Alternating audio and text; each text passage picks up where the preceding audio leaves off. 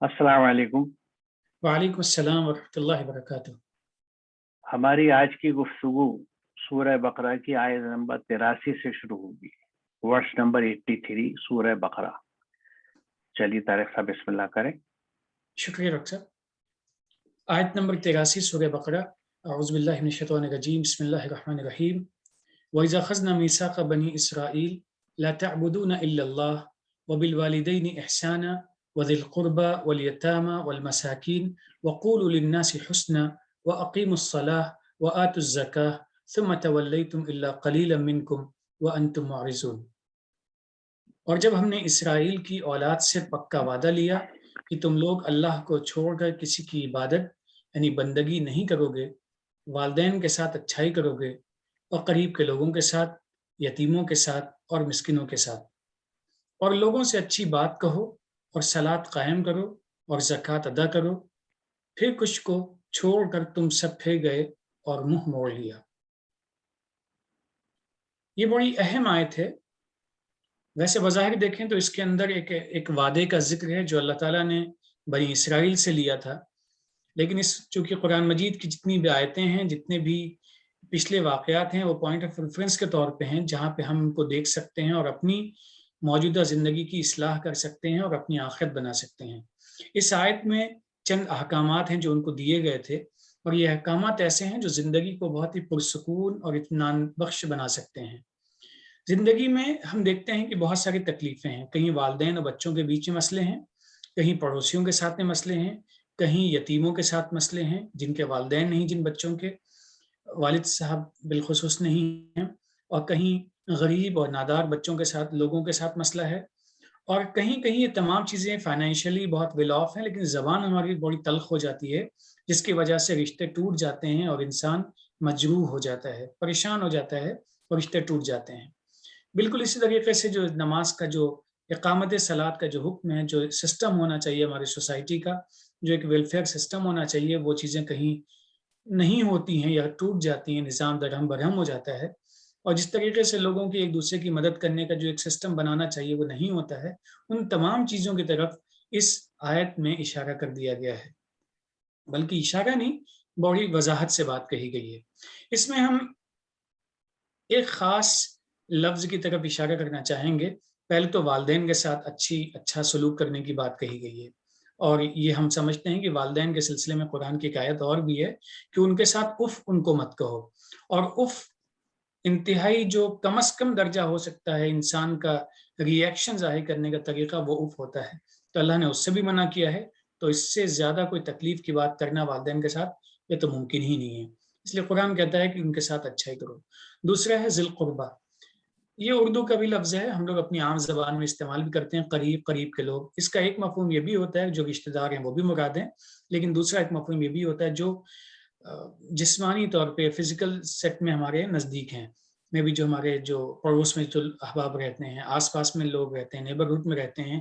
अब हम ऐसे ही बढ़ते-बढ़ते आगे बढ़ते चले जाएँगे, जो हमसे नज़दीक हैं उनका हम कितना ख़्याल रखते हैं, और हम देखेंगे हमारी सोसाइटी में बेचैनी वहीं ज़्यादा होती है, जहाँ पे पड़ोसी का ख़्याल रखना छोड़ देता है, जहाँ पे करीब वालों का ख़्याल रखना छोड़ देते हैं। वो करीब वाले रिश्तेदार भी हो सकते हैं, और जो आस-पास के लोग हैं वो भी हो सकते हैं। फिर यतीमों का ख़्याल है, यतीम एक ऐसा बच्चा जिसके वालिद नहीं हैं, एक सरपरस्त नहीं है, अब उसका सरपरस्त बनना ये भी बहुत ही एक अहम ज़िम्मेदारी की बात है। और ये भी सही है कि अगर हम किसी यतीम की ज़िम्मेदारी सँभालते हैं, तो बाद में गोया कि एक जनरेशन को हम बना रहे हैं, वो बनेगी तो हमारी भी ज़िंदगी पुरसुकून हो जाएगी। इसी तरीके से वो लोग भी हैं जो यतीम तो नहीं हैं, लेकिन ज़रूरतमंद हैं, उनकी ज़रूरतें भी पूरी करनी चाहिए। यहाँ पे 2 चीज़ें आखिर में और कही गई हैं, अक़ीमुस्सलाह व आतुज़्ज़काह। ये जैसा कि इससे पहले भी डिस्कस हो चुका है, इक़ामत सलात, एक सलात का जो निज़ाम हमारा है, मस्जिद एक सेंटर पॉइंट होनी चाहिए, वेलफेयर का सिस्टम होना चाहिए, और उसके लिए जो फाइनेंशियल रिक्वायरमेंट्स हैं, वो किस तरीके से हम मुहैया करा सकते हैं, वो तमाम काम कराने चाहिए। अगर ऐसा नहीं किया, तो फिर नतायज जो होंगे मज़ीद वाज़ेह हो चुके हैं अगली आयत में भी और इससे पहले भी, कि वो बहरहाल नाफ़रमानी है, और नाफ़रमानी में अल्लाह की नाराज़गी है। जी, ये बहुत ही जामे आयत है, और एक तरह से ये पूरा लाइफ कोड दे दिया गया है उन लोगों के लिए جو اللہ کے احکامات پہ چلنا چاہتے ہیں. اور جیسا آپ نے کہا بنیادی بات یہ ہے کہ یہ وہ چیزیں ہیں جو نمبر 1 اللہ کے احکامات ہیں، ہم پہ فرض ہیں، اور ان پہ عمل کرنا عبادت ہے. یہ تینوں نقطے بہت اہم ہیں کیونکہ ہمارے یہاں فرائض کے تصور بڑے محدود ہیں اور محض انہی کی ادائیگی کو عبادت سمجھا جاتا ہے، کیونکہ احکامات اور عبادات کی جو انسانی درجہ بندیاں کی گئی ہیں وہ کہیں بھی قرآن سے ثابت نہیں ہے. قرآن میں جو اللہ کا حکم ہے وہ حکم ہے، نہ وہ مؤخر ہو سکتا ہے، نہ اس میں کسی طرح کی تحریف ہو سکتی ہے، نہ اس کا ڈائلیوشن ہو سکتا ہے. وہ ایز اٹ از ہے، it stands there whether you take it or not. ہم اسے لیں نہ لیں وہ ہماری مرضی ہے کیونکہ نفس ہے ہمارے پاس. تو اس میں پہلی چیز جو ہے وہ یہ ہے کہ جب یا ایھا الذین آمنوا کہا جاتا ہے کہ اے لوگوں جو ایمان لے آئے ہو، تو میں نے اس سے پہلے بھی یہ سبمیشن کیا تھا، یہ بات سامنے رکھی کہ ایمان کے مادہ جو ہے الف میم نون ہے، جس میں امن کا بہت بڑا رول ہے. تو اللہ کا نظام امن جو ہے اس کو جو جوائن کر لیتا ہے اس کو ہم مومن کہتے ہیں. اور اسی مادے کی بنیاد پر، اسی روٹ ورڈز کی بیسس پہ مومن از دی گارنٹر آف پیس.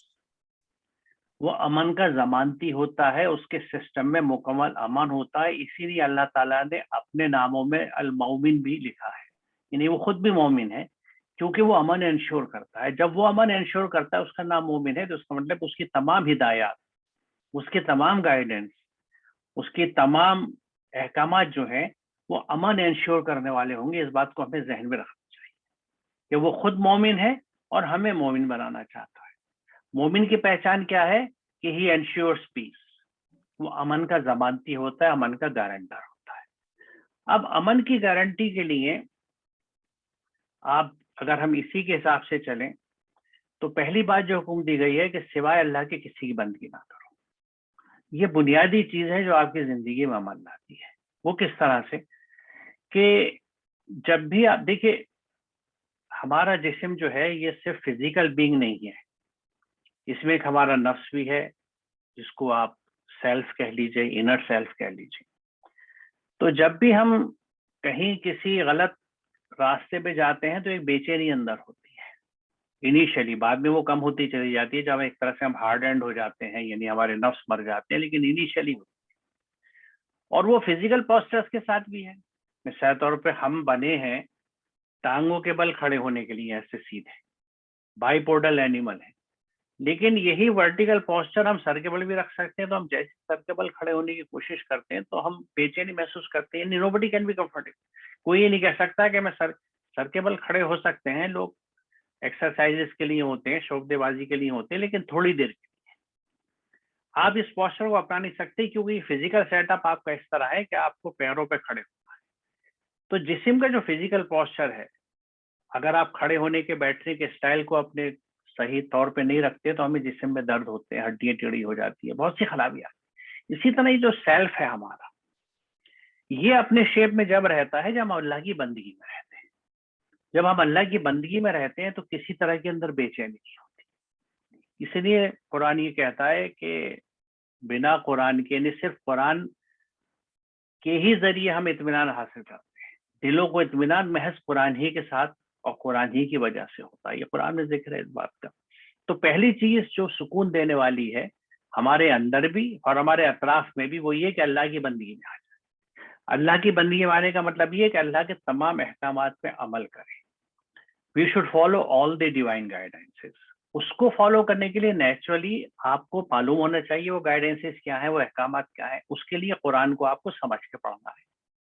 اور ایک طرح سے نوٹ، جب تک آپ کو بالکل ذہن نشین نہیں ہو جاتا، آپ قرآن کو انٹرنلائز نہیں کر دیتے، آپ کو ڈوز اینڈ ڈونٹس لکھ کے رکھنے چاہیے کہ مجھے کیا کرنا ہے کیا نہیں کرنا. اور اپنی 24 گھنٹے کی زندگی 24/7 آپ اسی ہدایت پہ جب گزارتے ہیں تو آپ اللہ کی بندگی میں آتے ہیں. تو یہ پیس انشور کر لیتا ہے، آپ کے اندر بھی سکون رہے گا. اور آپ کی چونکہ تمام حرکات و سکنات، تمام اعمال آپ کے اللہ کے ہدایت کے حساب سے ہوں گے تو naturally they will ensure peace.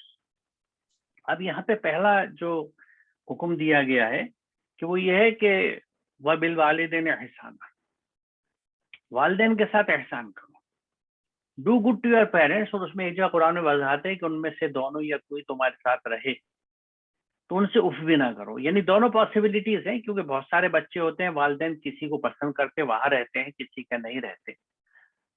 अच्छा बर्ताव करने का हुक्म सबके लिए है, लेकिन जिनके साथ वो रह रहे हैं उनको खास तौर से हुक्म है, क्योंकि जब वालिदैन उनके पास रह रहे हैं तो उनको बेइंतहा अजर कमाने का मौका है। क्योंकि जब वो एहसान करेंगे सबके साथ और वालिदैन के साथ भी, तो जैसा मैं भी जिक्र कर चुका हूँ 2 जगह बहुत वाज़ेह चीजें एहसान के जहाँ अहसिनु अल्लाह का हुक्म है कि अल्लाह एहसान करने वालों से मोहब्बत करता है और अल्लाह की रहमत मोहसिनीन पे है।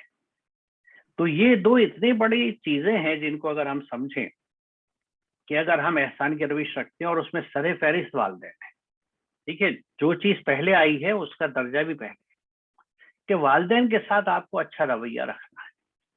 अब यहाँ सबसे अहम बात मैं ये बताना चाहूंगा कि अगर हम लड़कों की बात करें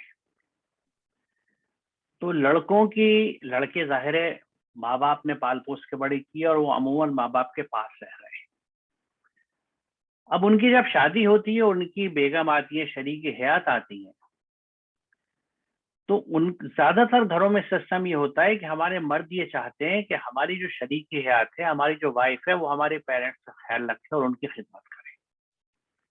ये चीज ऐसी है जिसको आप उन पे इम्पोज नहीं कर सकते, you can not force it, क्योंकि ये जिम्मेदारी आपकी है कि आप अपने वालिदैन के, अगर आपके पास वक्त नहीं है, आप नहीं कर सकते, तो आप बाहर से किसी खादिम को या खातबा को रखें, लेकिन अपनी शरीक हयात को, अपनी वाइफ को, अपने पार्टनर को ये कोर्स करना, फोर्स करना, मजबूर करना कि तुम मेरे वालिदैन की खिदमत करो, ज्यादातर घरों में ही होता है।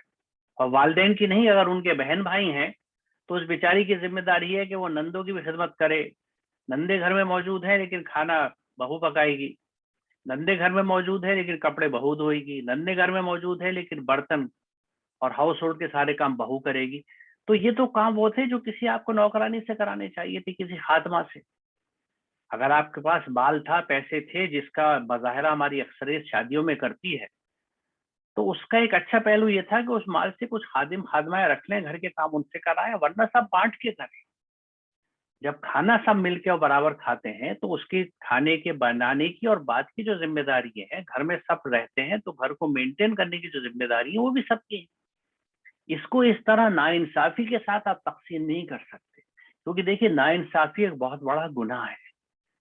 ये मैं अक्सर कहता हूँ कि सूरह नहल जो है, जिसमें पहला हुक्म है कि इन्नल्लाह यअमुरु बिल अदल, इन्नल्लाह यअमुरु बिल अदल, बेशक अल्लाह आपको हुक्म देता है जस्टिस का, तो ये हुक्म है अल्लाह का।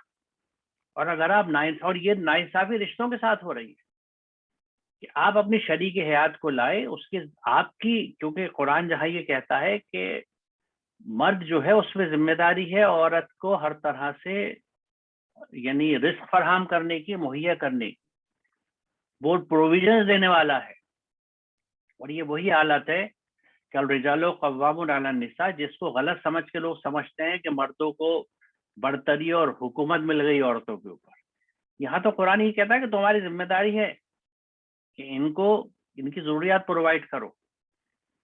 तो ये ख्याल रखें कि आपकी जिम्मेदारी है वालिदैन की खिदमत। और देखिए जो फर्मा बरदार बच्चे होते हैं, जो कुरान को समझते हैं, जो नरम दिल होते हैं, वो माँ बाप की खिदमत करते हैं, उनकी इज्जत करते हैं, उनसे मोहब्बत करते हैं, शादी से पहले भी करते हैं, शादी के बाद भी करते हैं। और वो करेंगे क्यों? क्योंकि बचपन से वो घर में जो माहौल देख रहे हैं उसमें पलते हैं बच्चे, इसको मैंने बारहा कहा है।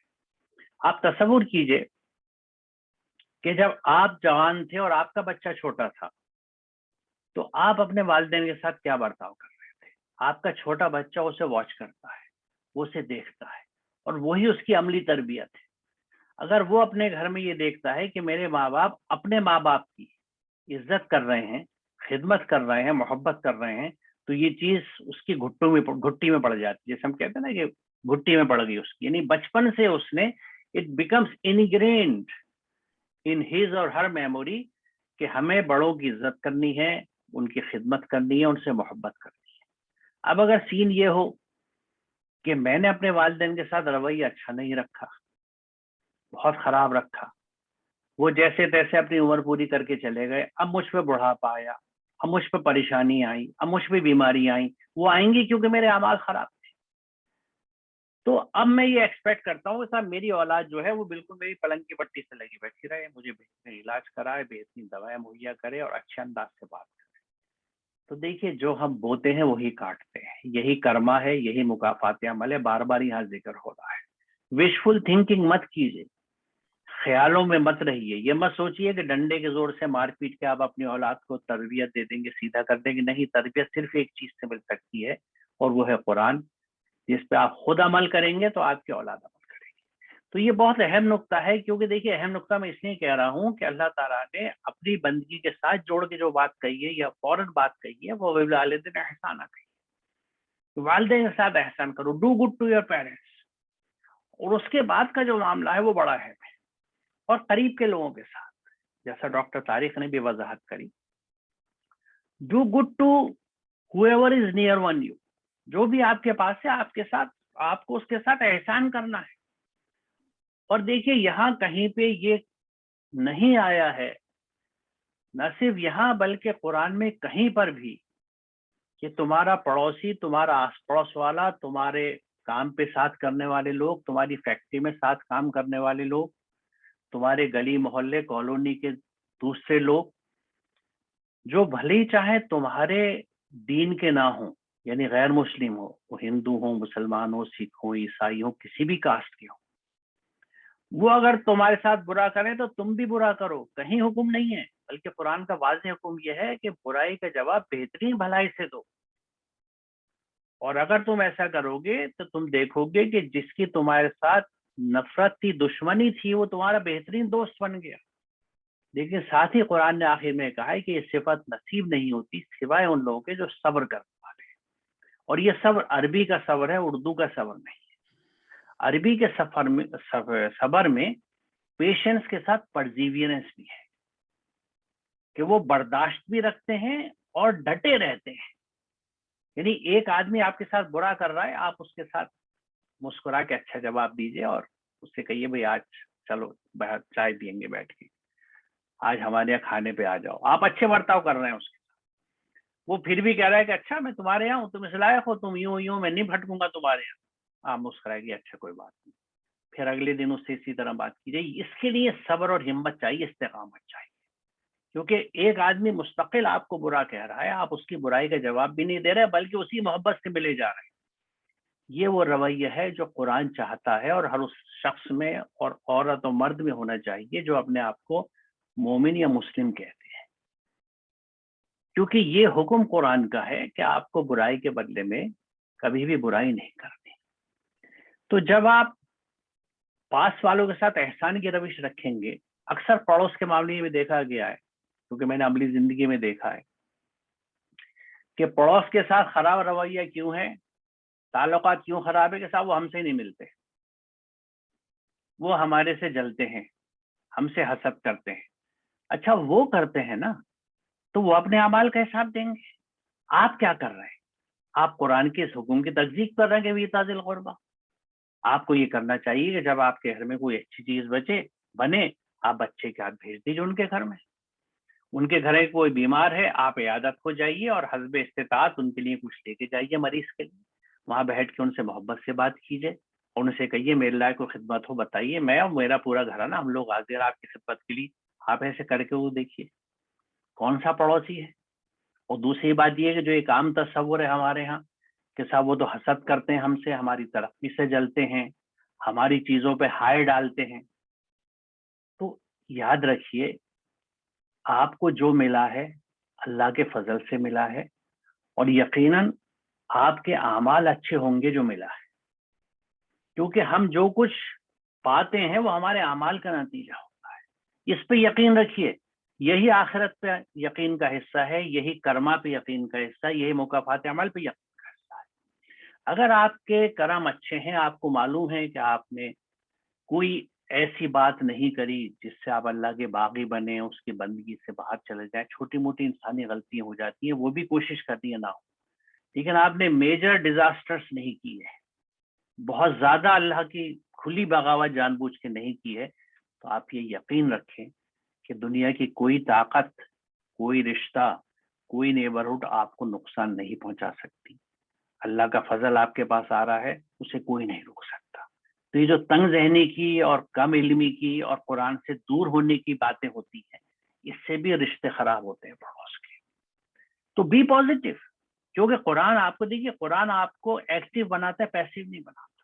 قرآن کا یہ ایٹیٹیوڈ جو ہے وہ لیڈ بیک نہیں ہے, وہ آپ کے آگے بڑھ کے چلتا ہے, آگے بڑھ کے کہتا ہے کہ آپ آگے بڑھیے. دوسرا نہیں بڑھا رہا, کوئی بات نہیں, کیونکہ یاد رکھیے آپ اپنے اعمال کے لیے جواب دہ ہیں, وہ اپنے اعمال کے لیے جواب دہ. اگر بطور پڑوسی اس نے پازیٹیو اسٹیپس نہیں لیے, آپ سے تعلقات اچھے نہیں رکھے, تو وہ مس کر رہا ہے, وہ اپارچونیٹیز مس کر رہا ہے اجر کمانے کی, اور اللہ کے احکامات کی خلاف ورزی کر رہا ہے. تو اگر آپ بھی کرتے ہیں تو آپ بھی اتنے بے وقوف ہیں جتنا وہ ہے, آپ بھی اتنے قرآن اور ایمان سے دور ہیں اور اللہ کی بندگی سے دور ہیں جتنا وہ ہے. بھلے ہی آپ دونوں پڑوسی بہت پابندی سے ایک دوسرے کو سلام کرتے ہو, نماز کے لیے جاتے ہو. یہ میں اس لیے کہہ رہا ہوں کہ ہمارا اسلام نماز تک محدود ہو گیا ہے. پھر کہہ دوں کہ نماز سے, اس کی اہمیت سے, اس کے فرض ہونے سے کسی کو انکار نہیں, لیکن ہمارا صرف اس پہ تکیہ کر لینا یہ غلط ہے, کیونکہ اس حکم کو پھر آپ کہاں رکھیں گے, ایتاء ذی القربیٰ اور ان کے ساتھ احسان کا بات جو ہے, کیونکہ ایتاء ذی القربیٰ کی بات تو وہاں تھی سورہ نحل 90 میں, یہاں پہ کیا کہا گیا ہے کہ آپ کو احسان رکھنا ہے آس پاس والوں سے. اب دیکھیے, آس پاس والوں سے اگر آپ احسان کی روش رکھیں, اور خاص طور سے جو ہمارے محلوں میں, سوسائٹی میں, سماج میں غیر مسلم لوگ ہیں جو ہمیں نہیں جانتے, ان کے ساتھ اگر ہم احسان کا رویہ رکھیں, اچھے معاملات رکھیں, اور اگر ہم رکھتے تو سوچیے سچویشن کیا ہوگی. آج اگر کہیں سے کھچاؤ ہیں, نفرتیں بڑھ رہی ہیں, تو اس کے ذمہ دار ہم بھی ہیں. ہم اپنی ذمہ داری سے بچ نہیں سکتے. سب سے بڑی ذمہ داری یہ تھی کہ ہم مسلمان کلیم کرتے ہیں, لیکن ہم نے قرآن کا ایٹیٹیوڈ, قرآن کا کیریکٹر نہیں اپنایا. ہم نے قرآن سے سوائے نماز, روزہ, زکوٰۃ, حج کے کچھ نہیں لیا. ورنہ اگر پڑوسی کے ساتھ احسان کا رویہ اور پاس والے کو دینے کا رویہ اور برائی کا جواب برائی سے نہ دینے کی اپروچ ہم لے کے چلتے, تو کسی نفس میں اتنی ہمت نہیں ہے کہ آپ سے نفرت کرتا ہی چلا جائے. جب قرآن نے یہ کہہ دیا کہ اگر تم یہ کرو گے تو دیکھو گے کہ جن سے تمہاری دشمنی تھی وہ بہترین دوست بن گئے, تو یا تو آپ نعوذ باللہ یہ کہہ دیجئے قرآن غلط ہے, یا یہ کہہ دیجئے کہ ہم نے نہ قرآن کو سمجھا نہ عمل کیا, ہم نے اپنے جذباتی لیڈروں کو سنا, ان کی شعلہ بیانیاں سنی, اور ان نفرتوں اور دوریوں کا شکار ہو گئے جو کسی نے جانے انجانے میں پھیلا دی یا پہنچا دیا ہم تک. کچھ ہمارے نفس نے بھی ساتھ دیا, کیونکہ ہم جذباتی بہت ہیں, ہم جوش میں بہت جلدی آ جاتے ہیں, جبکہ قرآن چیزوں سے روکتا ہے, کیونکہ یہ ساری منفی چیزیں ہیں, یہ نیگیٹو چیزیں ہیں. A positive person is a cool person. آپ اگر مزاجاً ٹھنڈے ہو گئے تو ایک بہت بڑا پازیٹیو پوائنٹ آپ کے پاس آ گیا, ایک مثبت سوچ آ گئی. تو اس لیے ہو سکتا ہے یہ باتیں آپ کو بڑی عجیب لگیں کہ ہاؤ اٹ از پاسبل, لیکن ذرا سوچیے, یہ بات قرآن میں کہی گئی ہے, اس خالق نے کہی جس نے ہمیں بنایا ہے, جو ہماری نفسیات جانتا ہے. اور وہ خالق جو ہے, وہ اللہ جو ہے, وہ صرف مسلمانوں کا نہیں ہے, وہ سب کا اللہ ہے, وہ سب کا رب ہے. اس کو کسی نام سے پکارے آپ اس کو گاڈ کہیے, ایشور کہیے, پرماتما کہیے, برہما کہیے, جو, کیونکہ ہر عقیدے کے لوگ اپنے حساب سے پکارتے ہیں, لیکن وہ کسی کو مانتے ہیں اوپر, اور وہ جانتے ہیں کہ اس کو ہمیں جواب دینا ہے. اسی طرح جس طرح ہم اپنے رب کو مانتے ہیں, لیکن رب کی مانتے ہیں یا نہیں, اصل چیز یہ ہے. اور وہ جو ہے وہ قرآن یہاں رکھا ہوا آپ کے سامنے, یہ ایک اتنی جامع آیت رکھی ہے کہ وَبِالْوَالِدَيْنِ إِحْسَانًا وَذِي الْقُرْبَىٰ. نحل میں کہتے ہیں ایتاء ذی القربیٰ. تو ذی القربیٰ کون ہے؟ اس میں قربہ جو ہے صرف قرابت داری نہیں ہے, رشتہ داری نہیں ہے. یہ قرب صرف رشتوں کا یا خون کا نہیں ہے, یہ فزیکل بھی ہے, جیوگرافیکل بھی ہے, کہ آپ کس زمین پہ رہتے ہیں. یعنی اس ملک کے سب رہنے والے ذی القربیٰ ہیں, اور اس کی اسکیل کو چھوٹا کرتے چلے آئیے تو آپ کے محلے اور کالونی کے سب لوگ ذی القربیٰ ہیں, وہ چاہے ہندوؤں, مسلمانوں, سکھوں, عیسائی. آپ کو ان کے ساتھ احسان کی روش رکھنی ہے, آپ کو ان کے ساتھ اچھا رویہ رکھنا ہے. You have to do good to them as well. اور وہ اگر ہم کریں گے تو آپ سوچیے سچویشن, اور آج بھی ٹھیک ہو سکتی ہے, کیونکہ جب آپ اس روش پہ آتے ہیں تو آپ قرآن کی طرف لوٹتے ہیں، اللہ کی بندگی میں آتے ہیں، اور جیسے آپ اللہ کی بندگی میں سنسیریٹی سے آئیں گے، اللہ کی پوری طاقت آپ کے ساتھ ہو جائے گی، اس کی تمام رحمت آپ کے ساتھ ہو جائے گی، and you will never be defeated. قرآن 10 جگہ اس باتوں کو کہتا ہے کہ اگر تم صرف واحد اللہ کی بندگی میں آ جاؤ اور ہر طرح کا شرک چھوڑ دو تو ہم تمہیں پھر سے زمین کا خلیفہ بنائیں گے جیسے اس سے پہلے بنایا گیا تھا، یہ اوروں کو۔ تو اس لیے یہ چیزیں قرآن کے ساتھ ہم دیکھیے، مسئلہ صرف کیا ہے کہ بدقسمتی سے ہمارے دین میں، ہمارے ایمان میں، ہمارے اسلام میں قرآن کی جگہ بہت ہی چھوٹی ہوتی ہے، جو سینٹرل ہونی چاہیے تھی، جو اس کتاب کو مرکزیت حاصل ہونی چاہیے تھی، جو فوکل پوائنٹ ہونا چاہیے تھا، وہ ہماری پیریفریز میں چلا گیا ہے، اور پیریفیرل ایشوز ہمارے یہاں فوکل پوائنٹ بن گئے، وہ سینٹرل ایشوز بن گئے۔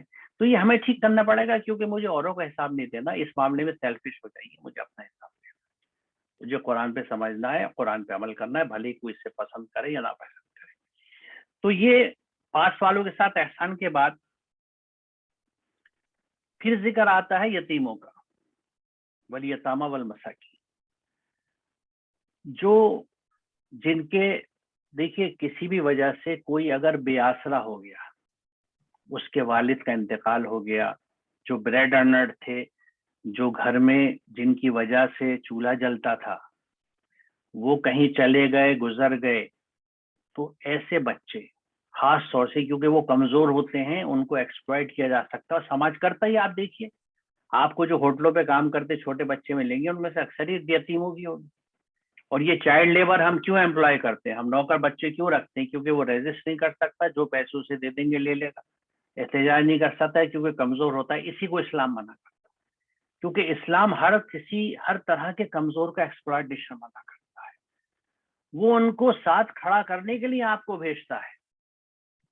مسلمان کا رول یہ ہے کہ وہ کمزور کے ساتھ کھڑا ہوگا، اس کی مدد کرے گا، کھڑا ہوگا احتجاج کرنے کے لیے نہیں، کھڑا ہوگا اس کی مدد کرنے کے لیے، کیونکہ زبانی احتجاج کرنا، نعرے لگانا بہت آسان ہے، جو ہماری اکثریت کر لیتی، لیکن اپنی محنت سے کمائے ہوا پیسہ خرچ کرنا بڑا مشکل ہوتا ہے۔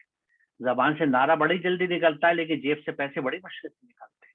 قرآن جیب سے پیسے نکلواتا ہے، آپ کے من پسند مال نکلواتا ہے آپ سے، اور وہ نکالیں گے جبھی ایمان کے درجے کو پہنچیں گے، اور جبھی اللہ کی بندگی میں آئیں گے۔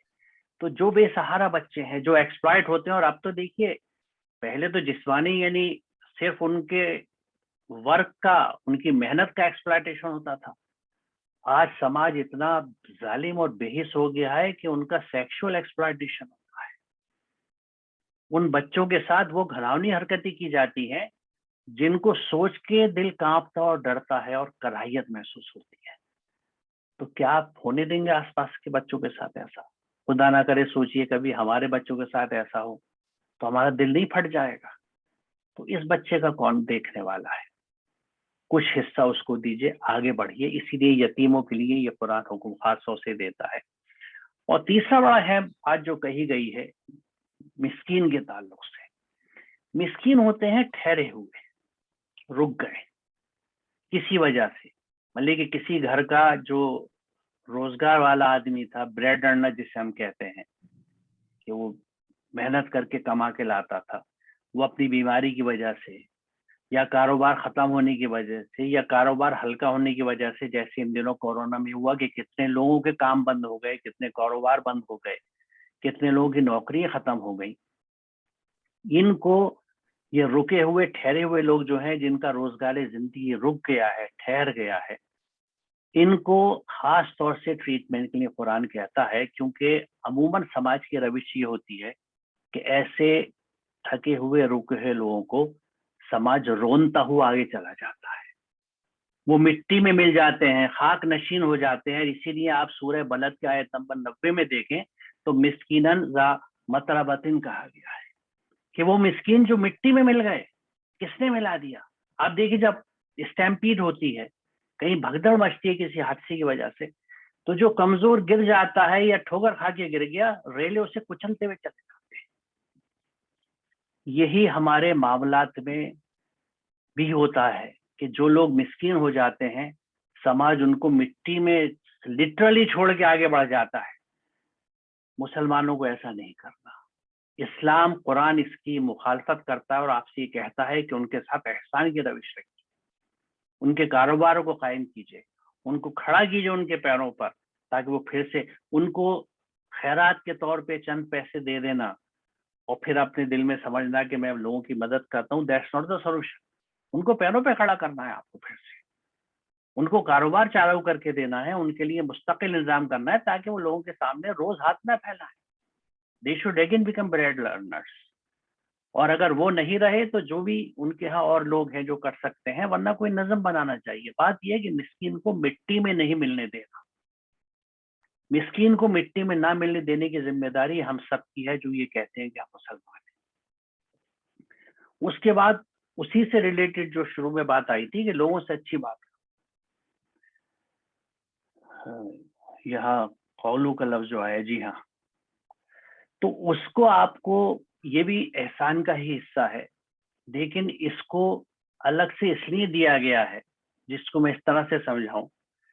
ایک دفعہ ایک لیکچر میں جو میں قرآن سینٹر کے بچوں کو دے رہا تھا، 9th کلاس کے اسٹوڈینٹس کو، دہلی میں، تو وہاں ایک بچے نے یہ پوچھا، کیونکہ بچوں کے پاس عموماً پیسے نہیں ہوتے، تو اسے پوچھا کہ ایتا ذی القربیٰ کی بات چل رہی تھی، اس نے کہا سر میرے پاس اگر کچھ نہ ہو تو میں کیا دوں؟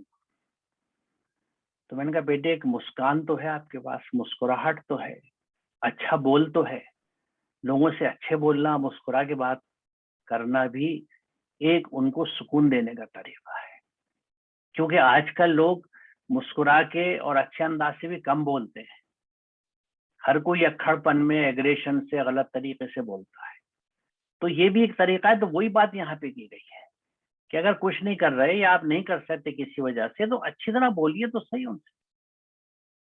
احسن درجہ تو یہ ہے کہ ڈو گڈ ٹو دیم، ان کے ساتھ احسان کا معاملہ رکھیے، اور اس میں زبانی احسان بھی ہے، ہاتھ پیروں کا احسان بھی ہے، مال کے ساتھ احسان بھی ہے، ہر طرح سے do good to others in every sphere, ہر چیز میں ہمیں اچھا ہی کرنا ہے، کہیں پہ بھی قرآن یہ نہیں کہتا کہ ان کے ساتھ برا، وہ کچھ بھی کر رہے ہوں۔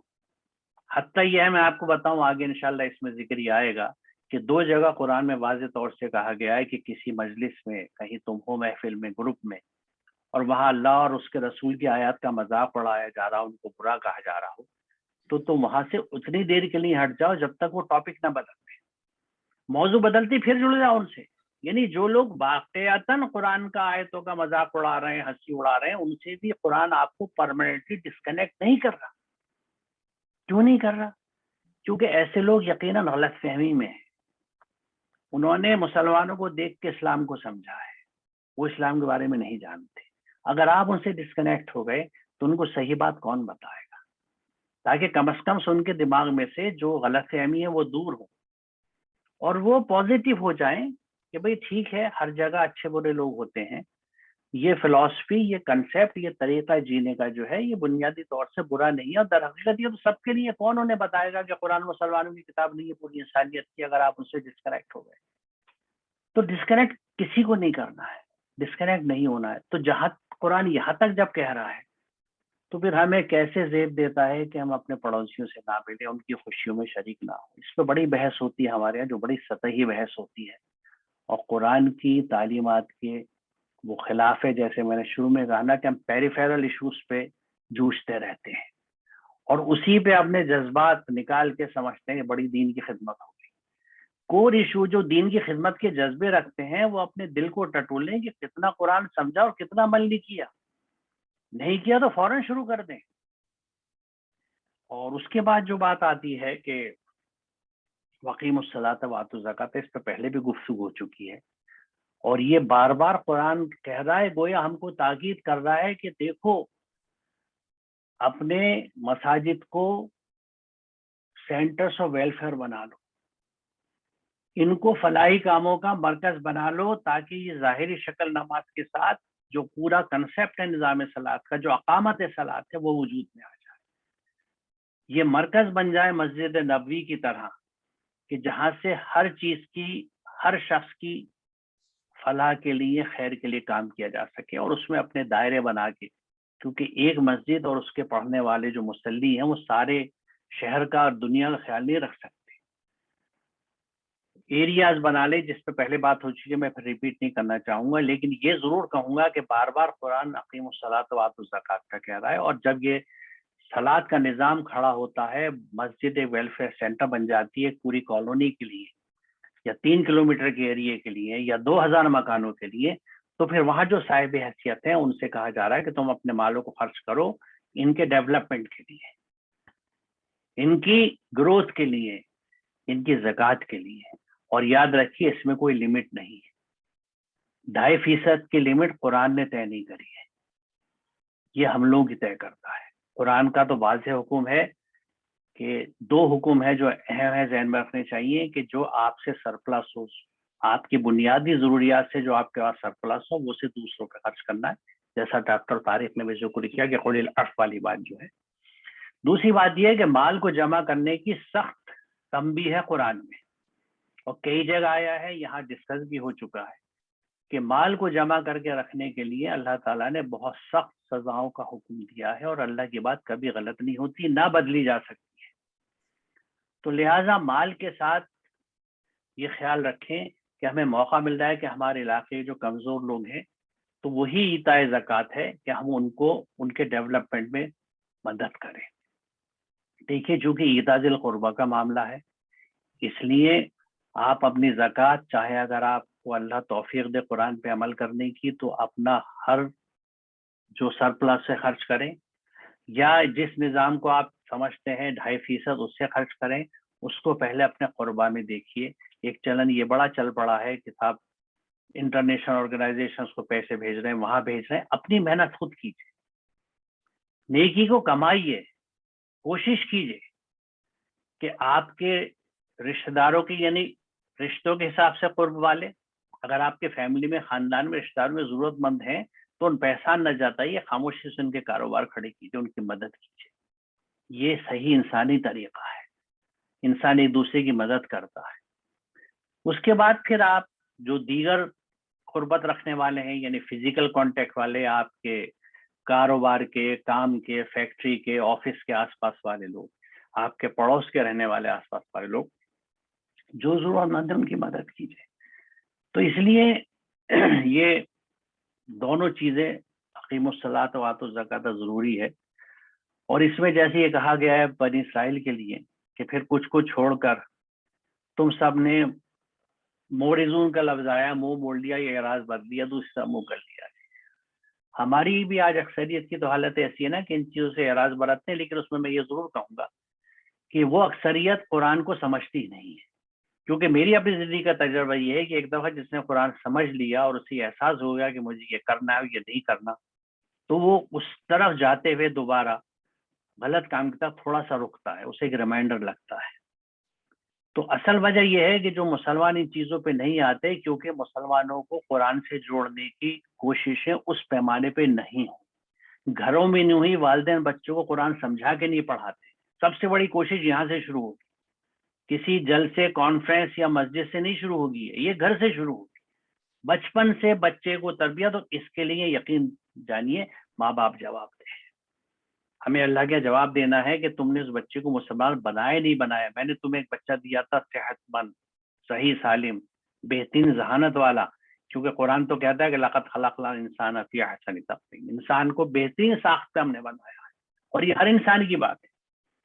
تو پھر تم نے اس کو صحیح طرح سے گرومنگ کر کے، تربیت دے کے، ایک اچھا سماج کا فرد، ایک اچھا انسان کیوں نہیں بنا دی کہ جو جب تک زندہ رہتا انسانی کی خدمت کرتا؟ یقیناً اگر ہم نے ایسا نہیں کیا تو it is our failure. We have failed and we are answerable to Allah subhanahu wa ta'ala that we have wasted one of his precious resource. وہ شخصیت جو تھی، جو بن سکتی تھی اس بچے کی، وہ ہم نے نہیں بنائی کیونکہ ہم اس رخ کو جانتے نہیں تھے، ہم خود قرآن نہیں سمجھتے تھے، ہم قرآن پہ عمل نہیں کرتے تھے، تو بچوں کیا کراتے؟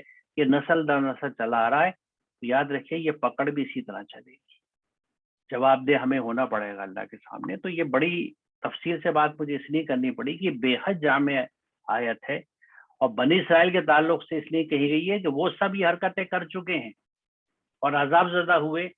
ہمیں سوچنا ہے کہ ہم بھی آج یہ کر رہے ہیں تو گویا ہم عذاب کو انوائٹ کر رہے ہیں، اس کا انتظار کر رہے ہیں۔ یہ مہلت ہے، اسے عذاب کے انتظار میں مت گزاریے، غلط فہمی میں مت گزاری ہے، خوش فہمی میں مت گزاری ہے. کوئی چیز بخشش نہیں کرائے گی آپ کی الا یہ کہ آپ قلب سلیم لیے وہ اللہ کے حضور حاضر ہوں، جو قرآن کہتا ہے.